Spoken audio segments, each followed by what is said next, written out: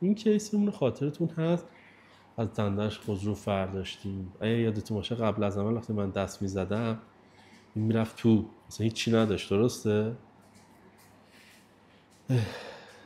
میتونی برای اولین بار مدل جدید بینی تو ببینی. اصلا دست میزنیم اولین بار یه همچین حس غریبی داری.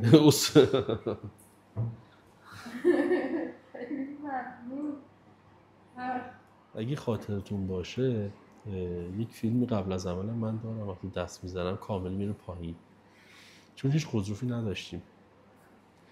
بینی بسیار سربالاست، مناظر میفرمایید بسیار سربالاست چون اینجا اصلا خضروف نداشت.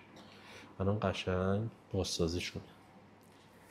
یه کمی از شدت سربالا بودنش کم کردیم، حالت طبیعی و زنانه شده، قشنگ ظریف شده.